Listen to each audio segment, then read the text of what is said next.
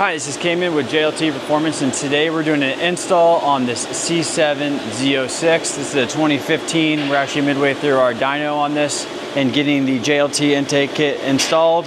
The JLT kit comes with two different intake tubes in the box. You have your 5-inch intake that's going to require a custom tune. Then you're also going to have your intake kit that's going to work with a stock MAF calibration. 3 different couplers are also included. You can get up to 103 millimeter throttle body with our largest coupler. And then this is the stock one that we are going to be using today to go to the stock throttle body. When you get started with your install, you can look at our step-to-step install instructions just by taking out your camera, scanning the QR code with your camera, and it'll take you to our website for the install instructions.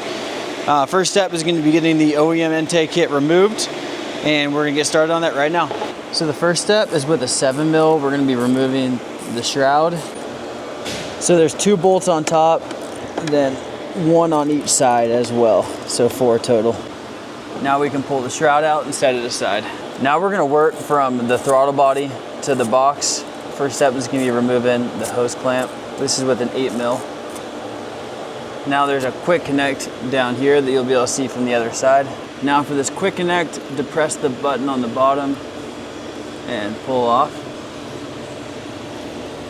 Just like that. Now we're going to remove the MAF sensor. So slide that safety tab back with a flat head. Then you can just depress the button with your finger or a screwdriver. It's just that button right there on top. Now with the 10mm, we're going to remove the 2 bolts securing down the airbox on either side. Now we can remove the intake kit from the vehicle.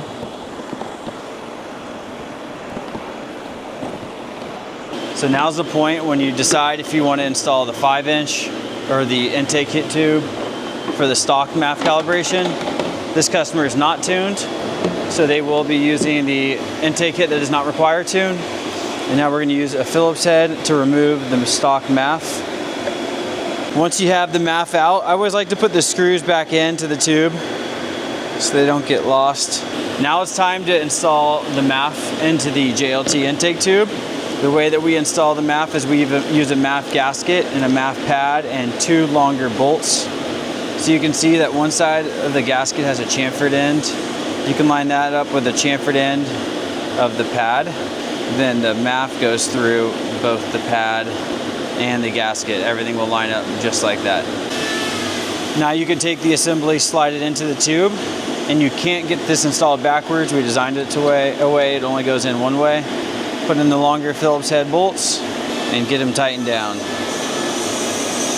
Our fitting, and get it installed into the threads of the tube. This is a tapered thread. Just make sure it's not cross-threaded, but then you can just get it in snug by hand. So there'll still be a lot of threads exposed because it'll bottom out after about 3 turns. And you can also get a fitting on it and get an extra turn. I always get it done by hand, just like that. Now we're going to get the hose clamps installed onto the coupler and push the bigger side of this coupler onto the intake tube. And we're going to leave this on loose just to make it easier to be installed. So now we're going to get the grommets installed onto the intake box. This is the top of the box where the window is, and this big grommet is going to face the firewall. So you can use a flathead to get that pressed in just like that. And this shoulder washer go in just like that. Then one more down here.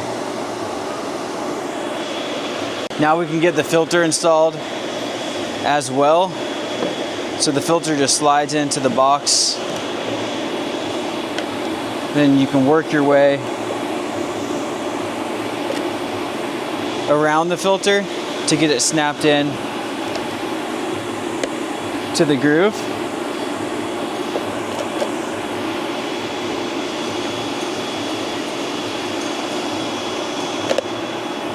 So you can see this is the seal that will snap into the flange. Then the last step before we're ready to install this into the vehicle is removing the film off the clear lid. So you can see the JLT logo. You can match it up with the bigger side of the gasket. Now you can snap the clear lid into the box, just like that. We're gonna get this installed into the vehicle. Again, these same OEM bolts that we used to secure it will be reused and tightened down with a 10mm.